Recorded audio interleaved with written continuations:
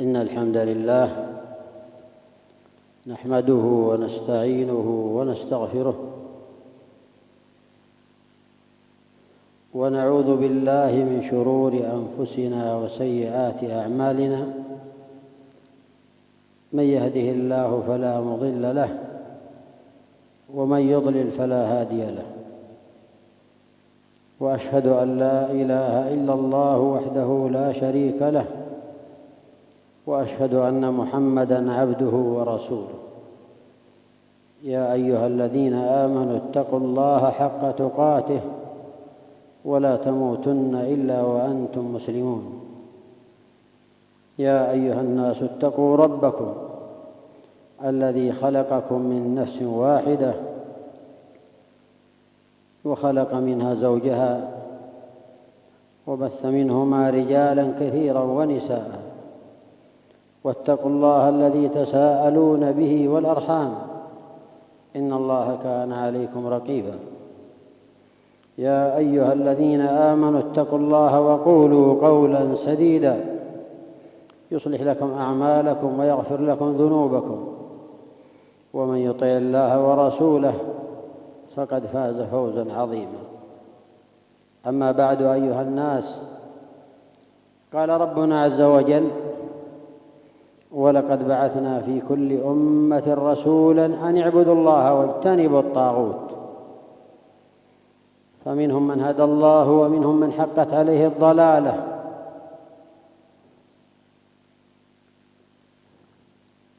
فكانت دعوة جميع الأنبياء إلى هذا، إلى عبادة الله ومجانبة الباطل من الأوثان والأصنام وغيرها من المنكرات والمحرمات. نبي الله إبراهيم عليه الصلاة والسلام يقول: رب اجعلني مقيم الصلاة ومن ذريتي ربنا وتقبل دعاء. ويقول: رب اجعل هذا البلد آمنا واجنبني وبني أن نعبد الأصنام. فهو يدعو الله عز وجل أن يجنبه ويجنب ذريته عبادة الأصنام، وهذا يدل على أهمية الاجتناب لما حرم الله، فإن اجتناب المحرمات دليل الخوف من الله سبحانه وتعالى، وهو وقاية للعبد من الوقوع في المهلكات. ففي الصحيحين عن أبي هريرة رضي الله عنه أن النبي صلى الله عليه وسلم قال: دعوني ما تركتكم، إنما أهلك من كان قبلكم كثرة مسائلهم واختلافهم على أنبيائهم، فما نهيتكم عنه فاجتنبوه. على هذا قام دين الله: ما نهيتكم عنه فاجتنبوه وما أمرتكم به فأتوا منه ما استطعتم. ففي جانب النهي لزم الاجتناب لكل محرم ومنهي، وفي جانب الأوامر ما استطعتم، فإن اجتناب المنهيات أمر محتم يجب، ما قال فيه الله عز وجل ما استطعتم. ولهذا في الصحيحين عن أبي هريرة رضي الله عنه أن النبي صلى الله عليه وسلم قال: اجتنبوا السبع الموبقات، ولم يقيدها باستطاعة، أمر محتم: الشرك بالله والسحر، وقتل النفس التي حرم الله، أكل الربا وأكل مال اليتيم، والتولي يوم الزحف، وقذف المحصنات الغافلات المؤمنات. أمر محتم أن تجتنب المحرمات، فإن كثيرا ممن ترى ربما يسهل عليه القول لكن يقع فيما حرم الله لا يجتنبه. اجتناب المحرمات مكفر للسيئات. روى مسلم في صحيحه عن أبي هريرة رضي الله عنه أن النبي صلى الله عليه وسلم قال: الصلوات الخمس والجمعة إلى الجمعة ورمضان إلى رمضان مكفرات لما بينهن إذا اجتنبت الكبائر. ومعنى ذلك أن مجانبة المعاصي، مزايلة المعاصي وهجران المعاصي حسنة عظيمة تدل على خوف ذلك العبد من الله، فما بقي من ذنوبه تعرض للغفران. الذين يجتنبون كبائر الإثم والفواحش إلا اللمم إن ربك واسع المغفرة. وهذا يدل على أن من اجتنب المنهيات وحصل منه زلل وخطل مما لا يعصم منه فالله واسع المغفرة، موعود بسعة مغفرة رب العالمين. الذين يجتنبون قال الله عز وجل: إن تجتنبوا كبائر ما تنهون عنه نكفر عنكم سيئاتكم. وهذا وعد من الله أن من اجتنب الذنوب المعاصي أنه موعود بالتكفير لذنوبه، لأنه ذو خوف من الله لا يتجرأ ولا يجاهر على معصية الله. كفر عنكم سيئاتكم وندخلكم مدخلا كريما. وهذا شرط في تكفير السيئات ودخول المدخل الكريم وهو الجنات. اجتناب الذنوب اجتناب كبائرها وعدم التجرؤ على صغائرها.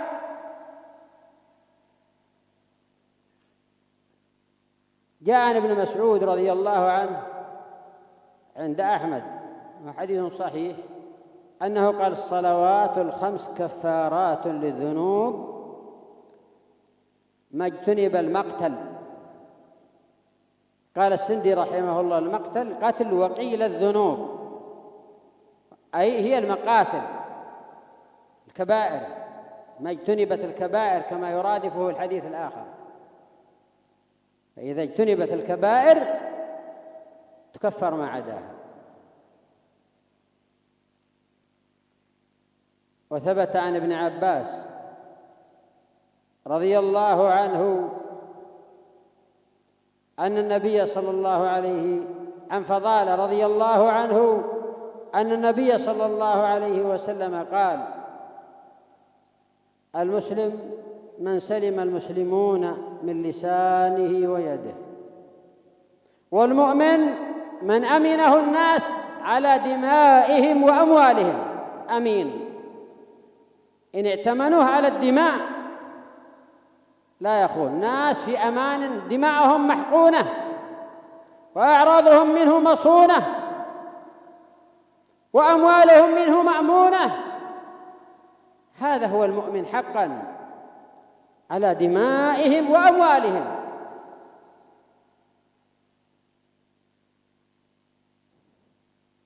قال: والمهاجر من هجر الذنوب والمعاصي والمجاهد من جاهد نفسه في طاعة الله. 4. وصف المسلم حقا: من سلم المسلمون من لسانه ويده. وصف المؤمن حقا: من أمنه المؤمنون، خلص الناس على دمائهم وأموالهم. وصف المهاجر حقا: من هجر الذنوب والمعاصي. وصف المجاهد حقا: من جاهد نفسه على طاعة الله، فإنه إن لم تتوفر فيه هذه الأمور لا يكون بالمستوى اللائق في الإيمان والإسلام والهجرة. الهجرة حاصلة لكل من هجر الذنوب والمعاصي، والجهاد حاصل لكل من جاهد نفسه أدبها، جاهدها على طاعة الله، اجتناب المعاصي. هاجر من هجر الذنوب والمعاصي، جاهد من جاهد نفسه، والمسلم من سلم المسلمون من لسانه ويده، والمؤمن من أمنه الناس على دمائهم وأموالهم. وبنحوه في الصحيحين عن عبد الله بن عمرو رضي الله عنه أن النبي صلى الله عليه وسلم قال: المسلم من سلمه المسلمون من لسانه ويده، والمهاجر من هجر ما نهى الله عنه.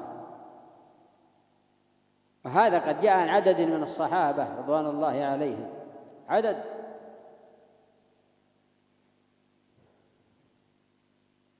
إن أمر هجران الذنوب ومزايلة المعاصي والمجانبة لها أمر هو قيام الدين، هو قوام الدين. اجتنبوا الطاغوت فاجتنبوا الرجس من الأوثان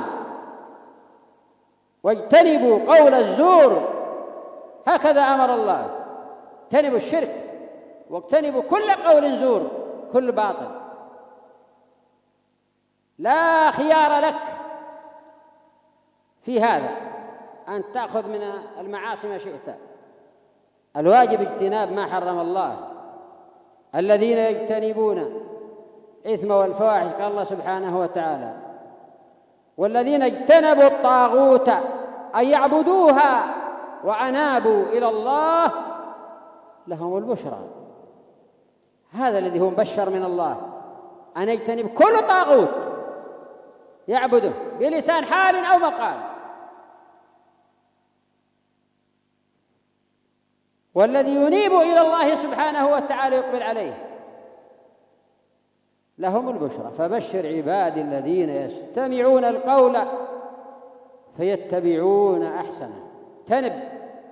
ولهذا قال الله سبحانه وتعالى: يا أيها الذين آمنوا إنما الخمر والميسر والأنصاب والأزلام رجس من عمل الشيطان فاجتنبوه لعلكم تفلحون.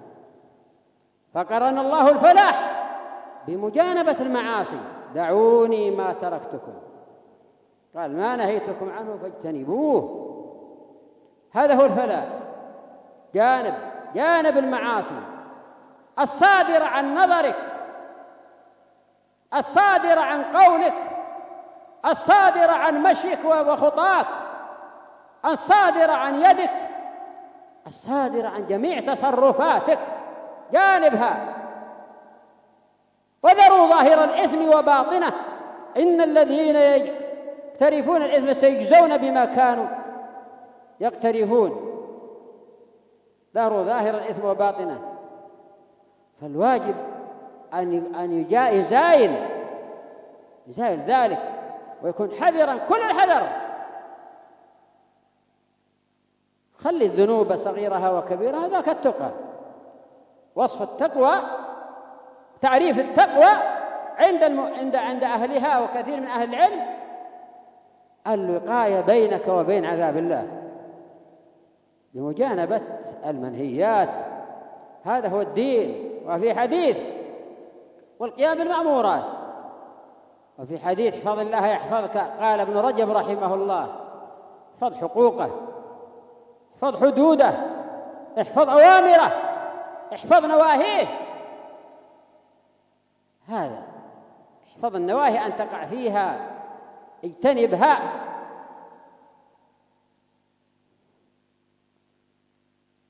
ما أشد تسلط الشيطان في هذا الجانب، فربما خلا بمعصية في جواله في ليل أو نهار ولم يره الناس، ولا تدري إلا وهو يزاول ذلك النظر ولا يجتنبه.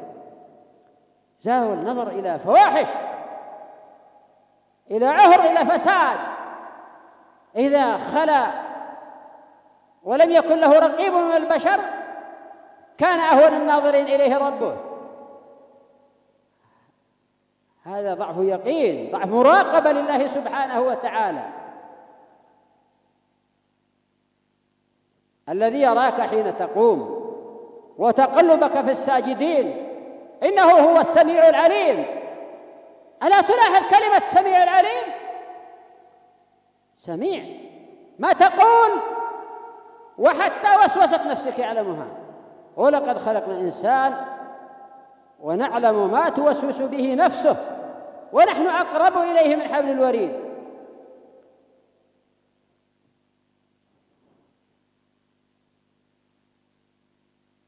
إن مزايلة ومجانبة المعاصي،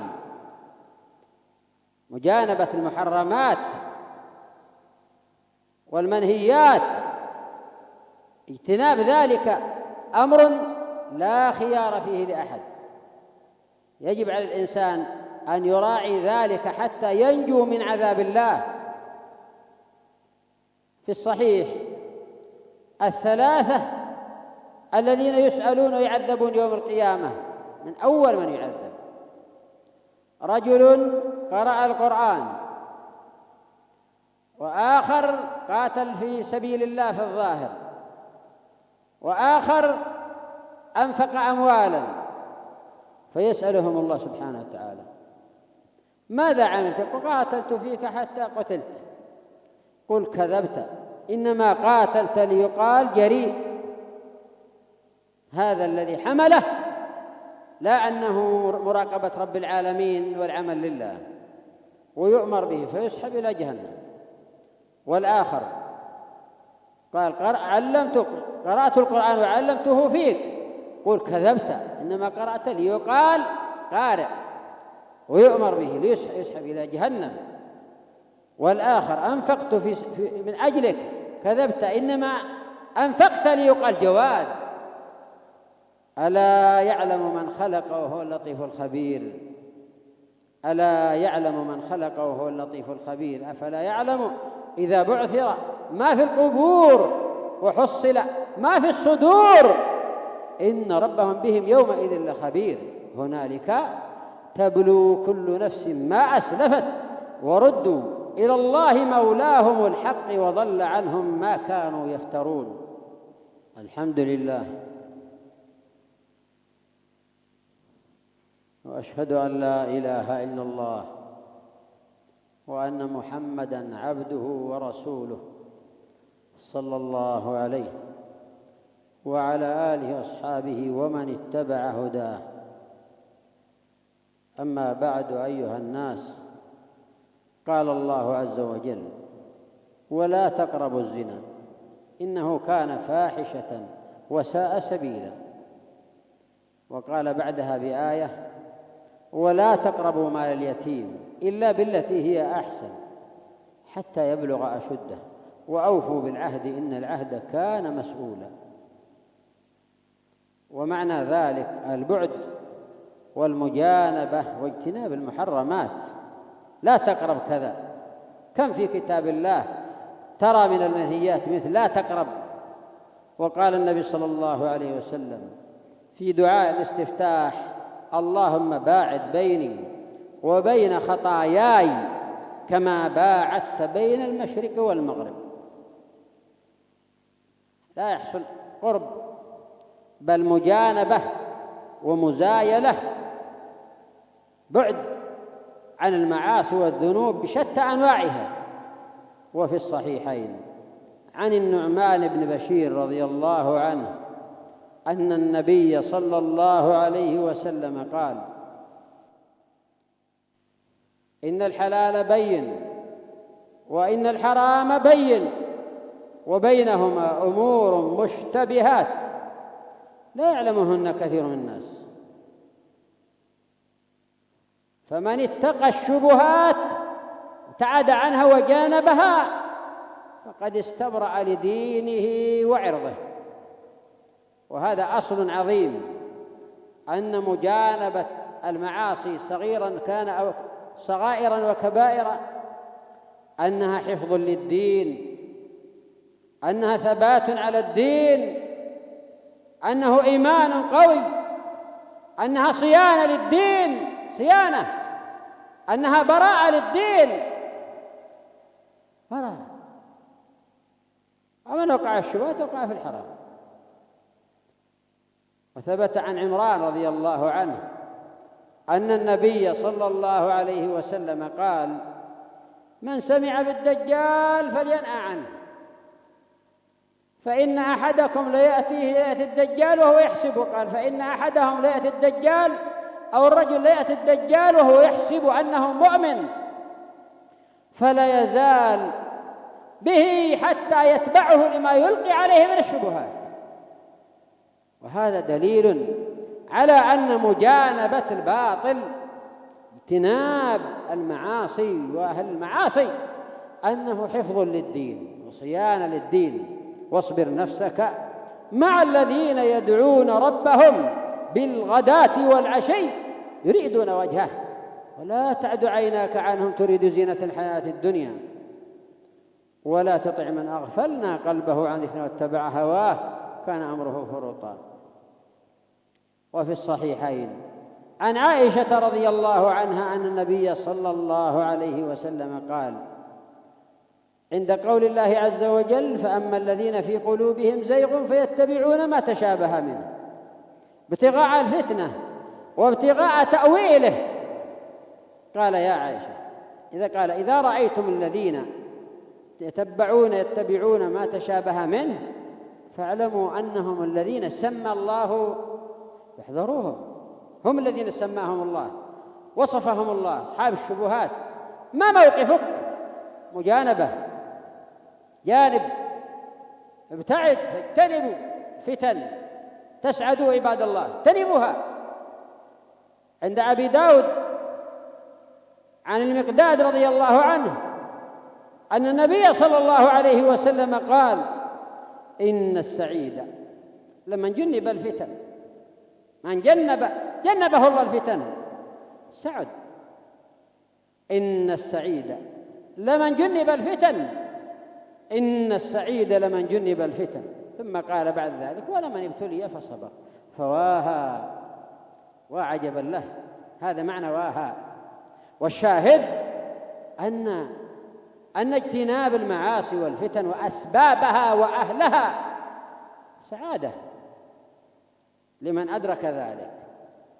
وفي البخاري عن أبي سعيد الخدري رضي الله عنه أن النبي صلى الله عليه وسلم قال: يوشك أن يكون خير مال المسلم غنم يتتبع به شعف الجبال ومواقع القطر، يفر بدينه من الفتن، فقط يحافظ على دينه ويجتنب المعاصي. وفي مسند أحمد عن ابن عباس رضي الله عنه أن النبي صلى الله عليه وسلم قال: ما من الناس خير من رجل آخذ برأس فرسه في سبيل الله، قاتل في سبيل الله، ويجتنب شرور الناس، يجتنب شرور الناس. هذا الذي على هذا الحال هو الذي يجتنب شرور الناس، معاصي الناس، بدع الناس، يعتزل على طاعة الله، يعتزل على طاعة الله، يعبد الله سبحانه، عبادة في الهرج كهجرة إليه. هذا ما من الناس خير منهم في ذلك الحال وذلك الوصف. ما من الناس خير من رجل آخذ برأس فرسه يقاتل أو يجاهد في سبيل الله ويدع الناس ويتقي شر الناس، ويدع الناس من شره في لفظ وفي لفظ ويتقي شر الناس. فإنه لا شك أن من لا يتقي شر الناس يفتن. من لا يتقي ويبتعد ويقع في المعاصي ويخالط هذا بالباطل ويخالط هذا بالجهل ويخالط هذا للدنيا ويخالط هذا للغيبة والنميمة هذا عرض دينه للضعف. بدأ الإسلام غريبا وسيعود كما بدأ غريبا، فطوبى للغرباء، الغرباء الذين يصلحون ما أفسد الناس. وقال النبي صلى الله عليه وسلم: يبيع دينه بعرض من الدنيا أي أنه يصبح مؤمنا ويمسي كافرا، ويمسي مؤمنا ويصبح كافرا، يبيع دينه. ولهذا أمر بالمبادرة إلى العمل الصالح، والمبادرة مزايلة الباطل. بادروا بالأعمال فتنا كقطع الليل المظلم، يصبح الرجل مؤمنا ويمسي كافرا، أو يمسي ويصبح كافرا. يا سبحان الله، ما أشد الخوف من مثل هذه الأدلة، أن يتقلب في أسرع وقت من مسلم إلى كافر في عشية أو ضحاها، نسأل الله العافية. ما السبب في هذا التقلب السريع؟ هي عدم مزايلة الباطل وأهل الباطل. يبيع دينه بعرض من الدنيا. أخرجه مسلم. ألا فاتقوا الله عباد الله، وكونوا ولنكن جميعا ضارعين داعين لله سبحانه وتعالى أن يجنبنا الفتن ما ظهر منها وما بطن، وأن يدفع عنا الفتن وعن هذه البلاد وسائر بلاد المسلمين. ربنا آتنا في الدنيا حسنة وفي الآخرة حسنة وقنا عذاب النار. ربنا لا تزغ قلوبنا بعد إذ هديتنا وهب لنا من لدنك رحمة إنك أنت الوهاب. سبحانك اللهم ربنا وبحمدك، أشهد أن لا